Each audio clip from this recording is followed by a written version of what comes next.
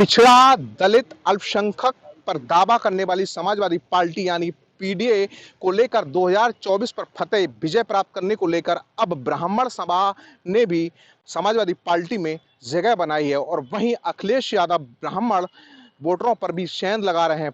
लखनऊ में कल महापंचायत बुलाई गई, इसी को लेकर मेरे साथ तमाम ब्राह्मण समाज के लोग हैं, वोटर हैं। इन लोगों से भी बात करने की कोशिश करूंगा जो अखिलेश लगातार ब्राह्मण के वोटरों में सेंध लाए, इनकी क्या कहना है। दादा, आपका नाम क्या है? मेरा नाम त्रिभुवन शर्मा। अच्छा, जानना चाहेंगे लगातार 2024 के जो चुनाव है हम नजदीक हैं, बिल्कुल सारी पार्टियां की तैयारियां हैं। उधर अखिलेश यादव ब्राह्मण महापंचायत का आयोजन किया है, इसको लेकर ब्राह्मण क्या सोचते हैं? देखिए, ब्राह्मण महापंचायत अखिलेश ने आयोजित की है और लोग भी आयोजित करेंगे, ये कोई मतलब नहीं है। लेकिन ब्राह्मण सबके काम देखेगा कि अपने अपने कार्यकाल में किसने क्या किया ब्राह्मणों के लिए।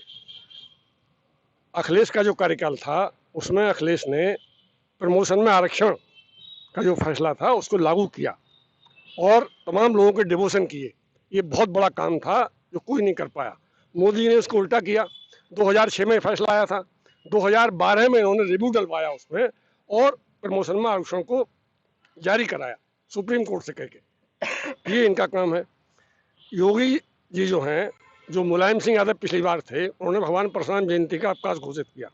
योगी जी जैसे सत्ता में आए पिछली बार, तभी इन्हें आते ही परशुराम भगवान की छुट्टी नष्ट कर दी जयंती की। ये इनका काम है। इनके कार्यकाल में बुलडोजर सबसे ज़्यादा ब्राह्मणों के घर पर चले हैं। कानपुर के कांड को ब्राह्मण भूला नहीं है कि प्रशासन की हठधर्मी की वजह से एक ब्राह्मण जो झोपड़ी डाल के बैठ गया था वहाँ पे, उसकी 45 साल की पत्नी प्रमिला दीक्षित और 21 वर्ष की बेटी नेहा दीक्षित वहाँ जल के मर गई। उसको झोपड़ी में नहीं रहने दिया। एक तरफ आप चाबी मतलब पक्के मकान बनाकर चाबियाँ सौंप रहे हो और एक तरफ एक ब्राह्मण की झोपड़ी में आग लगवा दे रहे हो। ये कहाँ का न्याय है? और जो तहसीलदार, लेखपाल, एसडीएम उसके दोषी थे, उन सबको क्लीन चिट दे दी।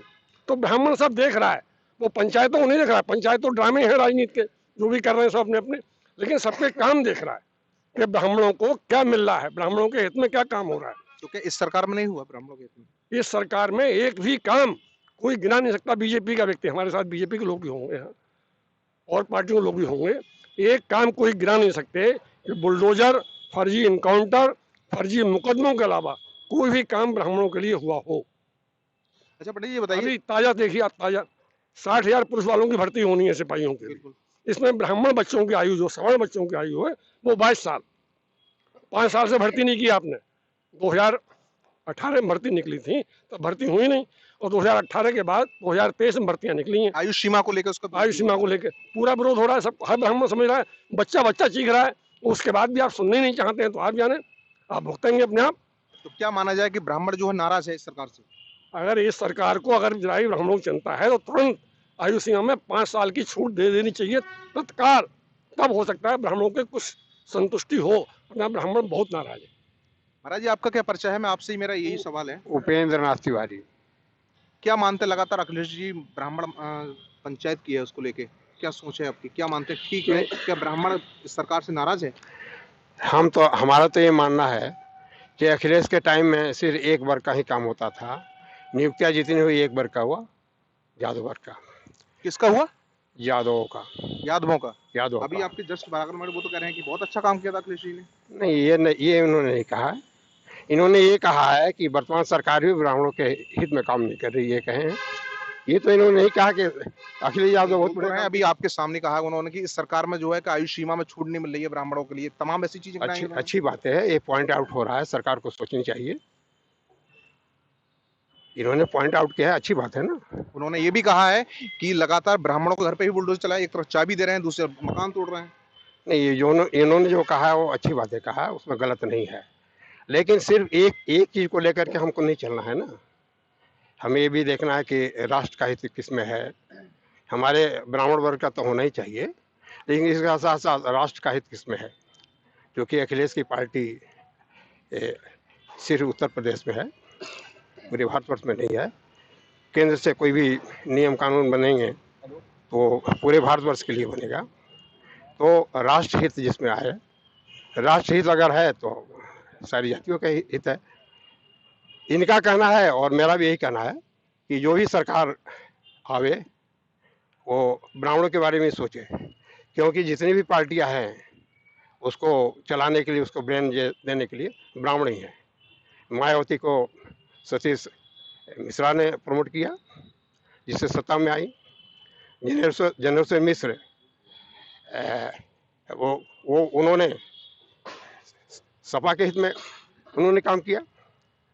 और ये भी बीजेपी भी है, उसमें भी तमाम ब्राह्मण ही भरे पड़े हैं। लेकिन दुख की बात यह है कि सबके बावजूद भी सरकार पर दबाव नहीं बनाई जाती है, और न सरकार कभी इस वर्ग के लिए सोचती है। तो मेरा कहने का ये मतलब है कि ये सरकार तो वाकई में ब्राह्मणों के हित में नहीं है, लेकिन लेकिन लेकिन अखिलेश भी जो है, अखिलेश तो ब्राह्मणों के लिए छोड़ दीजिए, वो यादव के अलावा किसी के लिए काम ही नहीं किया। यादव और मुसलमान को बेवकूफ बनाए और यादव के सारे हित दिए। जितने भी नियुक्तियां किए यादव का किए। इसलिए ब्राह्मण बड़ी सोच समझ करके इस बार कोई कदम उठाएगा। अच्छा, अभी आप देखते हो लगातार जो उनके पार्टी में स्वामी प्रसाद मौर्य वो सनातन को लेके अभी बयान दिया कि हिंदू कोई धर्म नहीं है, तो क्या उसके बावजूद ही जो ब्राह्मण है वो एक संग पंचायतों में जा रहा है? इससे क्या मानते हैं आप? ऐसा है कि वो स्वामी प्रसाद मौर्य महामूर्ख है, उसको कोई ज्ञान ही नहीं है। वो जो सनातन के खिलाफ बोला, सनातन के बारे में कुछ जानता ही नहीं है। दुख इस बात की है कि उसको सबक सिखाने के बजाय ब्राह्मण अपने को तमाम पार्टियों में बांट रहे हैं। ये दुख की बात है। ब्राह्मणों को एकत्रित होना चाहिए, एक मंच पर आना चाहिए, और हमारे समझ से ब्राह्मण समाज इस बार करेगा। ऐसा किधर करेगा फिर वो?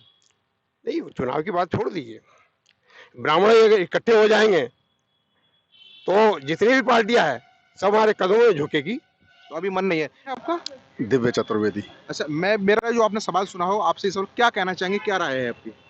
देखिए, इधर देखो। आज सारे ही विपक्षी दल जो भी हैं, लग रहा है कि उनकी जमीन खिसक रही है। इसलिए जाति में बांटकर अलग अलग जातियों के सम्मेलन करके कैसे भी करके एन कैन प्रकारेण अपनी सत्ता को हथियाना चाहते हैं। बहुत ही निकट 22 जनवरी को अयोध्या में रामलला विराजमान होने जा रहे हैं। बरसों बरस संघर्ष करने के बाद ब्राह्मण इस पूरे समाज का चेहरा है, बहुत नज़दीक से सारी चीज़ों को देखता है, और बहुत संघर्ष के बाद आज पुनः रामलला की स्थापना होने जा रही है। कैसे भी करके फिर से जातियों में बांटकर, फिर से जातियों को में विभाजित करके इस हिंदू समाज को तोड़कर पुनः ये लोग सरकार में और सत्ता में काबिज होना चाहते हैं। लेकिन हिंदू समाज बहुत सजग है, जातियों में विभाजित नहीं होगा। ब्राह्मण इस पूरे समाज की चिंता करने वाला, सर्वे भवन्तु सुखिनः करने वाला ब्राह्मण समाज कहीं भी इस तरह के प्रलोभन में नहीं आएगा। और जो एक भव्य पूरे विश्व में भारत की एक छवि उभर रही है, उसको लेके तमाम विपक्षी दल डरे हुए हैं। अखिलेश यादव की आप बात कर रहे हैं, जिनका मैं बात नहीं कर रहा हूँ। मैं अखिलेश की कोई बात आप बात नहीं कर रहे हैं, लेकिन जैसे अभी आपने बताया कि कल उन्होंने एक ब्राह्मण पंचायत बुलाई, क्यों बुलानी पड़ी? क्योंकि पीछे से स्वामी प्रसाद मौर्य से ब्राह्मणों को गाली दिलवाते हैं, पूरे सनातन धर्म को गाली दिलवाते हैं, लगातार गालियां मिल रही हैं, और उनको अब जरूरत पड़ रही है ब्राह्मण सम्मेलन करने की। यही कारण है कि उनको लग रहा है कि जो सरकारें काम कर रही हैं पूरे हिंदू समाज को, हिंदुत्व को ध्यान में रखकर काम कर रही हैं। और निश्चित तौर पे बता दूं, जब तक हिंदुत्व सुरक्षित रहेगा तब तक ब्राह्मणत्व भी बचा रहेगा। हिंदुत्व नहीं रहेगा तो ब्राह्मणत्व भी नहीं रहेगा। भैया, आपका क्या नाम है? कौशल सारस्वत। अच्छा, आप बताइए कि जो लगातार पंचायत कर रहे हैं, वोटरों पे शैन की एक तरह से कहा जाए, क्या सोचता है बरेली का ब्राह्मण, क्या सोचते हैं आप? देखिए, इन पंचायतों का तो कोई असर नहीं है। पंचायत में तो ब्राह्मण समाज हो या कोई भी समाज हो, अपने अपने नेता के प्रभाव में भीड़ इकट्ठी कर देता है। अच्छा। अक्सर ये पाया गया है कि भाई विपक्षी पार्टियों की सभा में भी मोदी के समर्थन में नारे लग गए, तो इन सभाओं और भीड़ से कोई फर्क पड़ने वाला नहीं। हमारे पक्ष में क्या काम हो रहे हैं, क्या काम नहीं हो रहे हैं, इस पे कौन इफेक्टिवली काम कर रहा है, मतलब जो हमारी जड़ों को जो है ठीक कर रहा है, उस पे निर्भर करता है कि हम जो है किस पार्टी के पक्ष में अपना मूड और अपने समाज का मूड बना पाएंगे। अब कहने को तो समाजवादी पार्टी ने भगवान परशुराम दिवस की छुट्टी करी, योगी जी ने हटा ली। लेकिन भगवान परशुराम के जो समाज है जिनको पूजने वाला है ब्राह्मण समाज, उसी की बेटी सरिता द्विवेदी, हरदोई प्रांत की, मेरिट से बेचारी गरीब बेटी ने मेरिट में अपना स्थान पाया, पुलिस में उसका नाम आ गया। और वहीं अगली लिस्ट आ गई, अखिलेश यादव की सरकार ने उसका नाम काट के अपनी यादव जाति का नाम डाला उसमें, और उस बेचारी ने फांसी लगा ली। हमारा समाज गया उसकी सेवा के लिए, उसके परिवार के साथ खड़ा हुआ, उसको जो हम आर्थिक मदद कर सकते थे हमने करी। तो ये कौन देख रहा है? ये भी हमारे समाज के लोगों को जागरूकता से देखना पड़ेगा भाई, कि ये तुम नाटक जो कर रहे हो ना, इससे काम नहीं चलेगा। हकीकत में हमारे समाज के लोगों को नौकरी देनी पड़ेगी, चाहे वो अखिलेश हो, चाहे योगी जी हो, चाहे मोदी जी हो। हमारे समाज को आपको जो उसका हक है उसे देना ही पड़ेगा, अन्यथा राष्ट्रीयता के नाते ब्राह्मण समाज सारे अपने स्वार्थों को किनारे करके आपके साथ खड़ा हो रहा है, वो भी एक दिन सोचने को मजबूर होगा। आज हमारा समाज जागरूक है, जनसंख्या विस्फोट हो रहा है, हमारा समाज सबसे पहले अलर्ट है। आपके कहने से पहले घर में 1 या 2 बच्चे कर रहा है। वो चाह रहा हमारा राष्ट्र बचे, गृह क्लेश ना हो, राष्ट्र क्लेश ना हो। लेकिन ये जो आपकी अन्य समाज या अन्य धर्म को कुछ ना कहना, वो अपना 8-8 बच्चे 10-10 बच्चे करके समाज को तोड़ रहे हैं।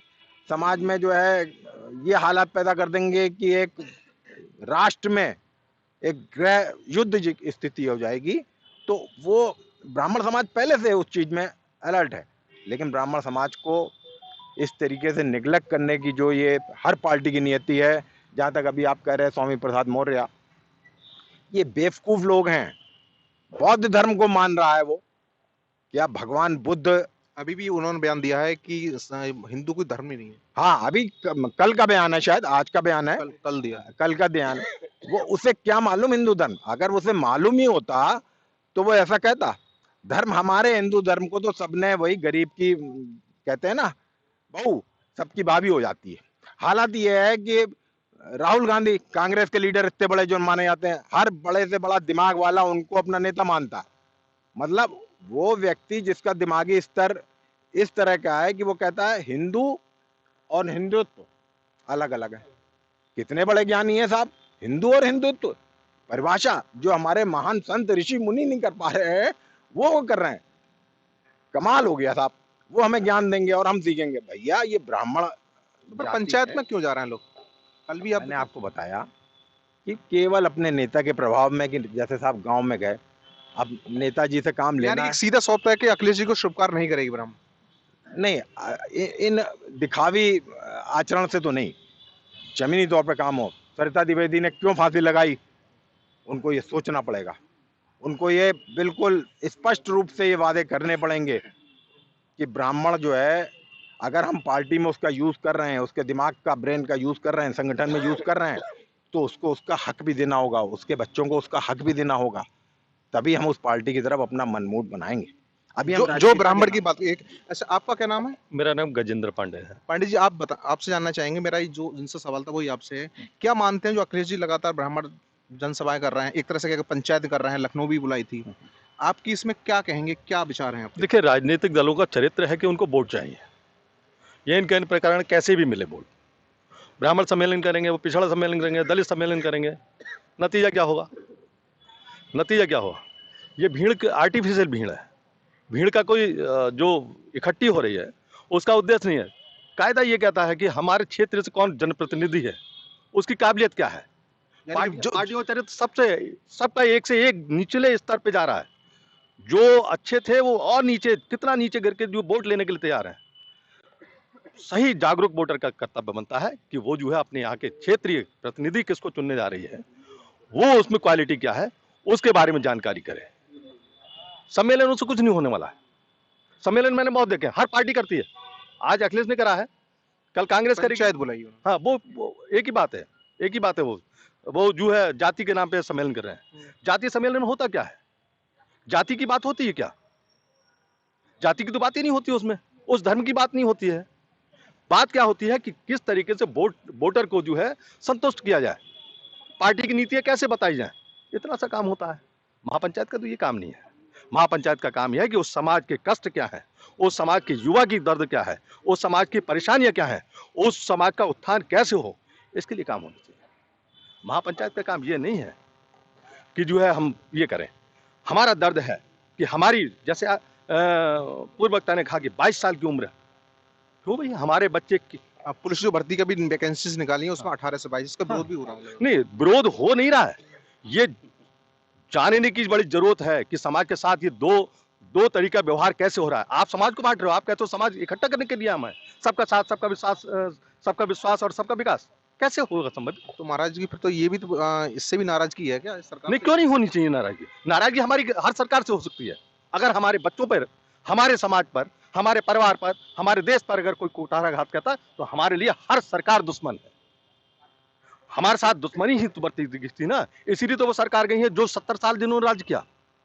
हमारे साथ मायावती ने जब जो दो तरीके का काम करा, तब हमने उनको हटाया ना, सापा को भी हटाया। आज ये है, ये भी हटाए जाएंगे जब ये करेंगे। क्या तरीका था भाई? हमारे बच्चे अक्षम हैं, उनके बच्चे 27 साल में सक्षम होंगे, उनको आप नौकरी दोगे और हमारा बैठा रह जाएगा, ये कैसे संभव है?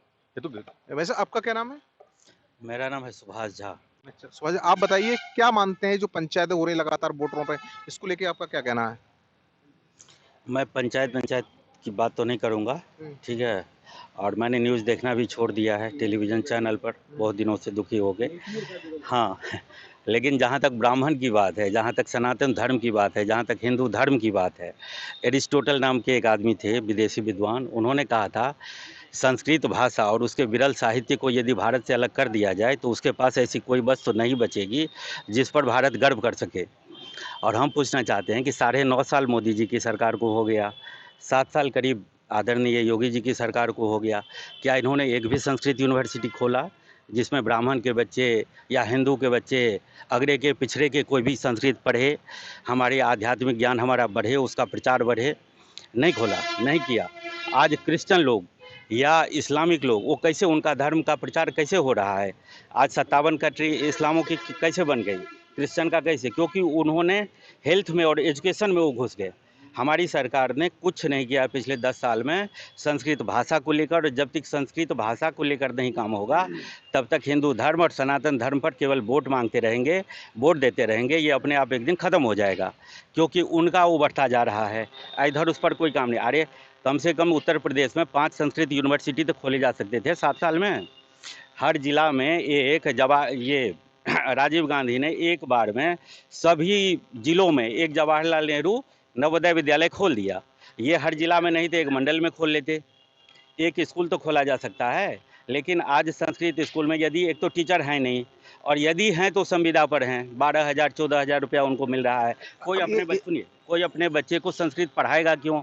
और जब पढ़ाएगा नहीं तो संस्कृत का उत्थान कैसे होगा, फिर सनातन का उत्थान कैसे होगा, फिर ब्राह्मण का उत्थान कैसे होगा, फिर हिंदू का उत्थान कैसे होगा? तो ये तो बस वोट की राजनीति है कि आप हिंदू हिंदू करके वोट लीजिए, काम मुसलमानों का करिए। ये सरकार केंद्र बता रहा हूँ, एविडेंस दे रहा हूँ आपको, सबूत दे रहा हूँ। 2016 में मंत्रिमंडल ने पास करके 8 करोड़ रुपया केंद्र सरकार ने बजट पास किया, और मुसलमान के बच्चों को, जो मेधावी छात्र हैं मुसलमान के, उनको पढ़ा रहे हैं कि आप सिविल सर्विस में जाइए। 8 करोड़, और 2020 में बजट में उस 8 करोड़ को बढ़ा के इन्होंने 20 करोड़ कर दिया। आज देखिए उनके बच्चे कितनी तेजी से सिविल सर्विस में जा रहे हैं उसी कोचिंग से पढ़ के, जिसको केंद्र सरकार फंड दे रही है। क्या ब्राह्मणों के बच्चों के लिए किसी सरकार ने किया? ये कर सकते थे ना, ये बड़ा छोटा सा काम था, नहीं किया। ठीक है ना। आज भी जो भी संस्कृत यूनिवर्सिटीज हैं, जहाँ भी संस्कृत स्कूल हैं, बिहार में है, यूपी में तो बंद ही हो गया, बिहार में कुछ कुछ चल रहा है, या फिर साउथ में, सब कांग्रेस के टाइम में खोले गए थे, समझ रहे हैं? तो मैं ये नहीं कह रहा हूँ कि कांग्रेस अच्छी है, ये अच्छी है, मैं कोई राजनीतिक व्यक्ति नहीं हूँ, मैं किसी पार्टी से जुड़ा हुआ नहीं हूँ, लेकिन हिंदुओं के नाम पर केवल वोट मांगा जा रहा है, ब्राह्मणों के नाम पर केवल वोट मांगा जा रहा है। और जितनी जल्दी ब्राह्मणों को ये सद्बुद्धि आ जाए कि वो देखे कि कौन पार्टी वास्तव में काम कर रही है, जो संस्कृत के लिए काम कर रही है। देव भाषा क्या है? संस्कृत है। आप यदि संस्कृत नहीं पढ़ेंगे ना तो आप हिंदू हिंदू करके बोलते रहिए, 20-25 साल और रह गया है ये सब करने के लिए। ये लोग 20-25 साल में सब खत्म हो जाएगा, उनकी पॉपुलेशन समझ गया आपकी नाराजगी। तेजी से बढ़ रही है। तो देख सकते हो तमाम जो ब्राह्मण लोग थे इनका साफ तौर पर कहना है खाली राजनीतिक के लिए जो पार्टियां हैं वो वोट बैंक के लिए ये पंचायतें करती हैं, और जो विकास करेगा, जो ब्राह्मणों की बात करेगा, बच्चों की नौकरियों को लेकर तमाम जिनकी ऐसे तमाम चीजें थी वह उसी को वोट करेंगे। वीडियो जर्नलिस्ट संजीव के साथ मनवीर सिंह, TV9 बरेली।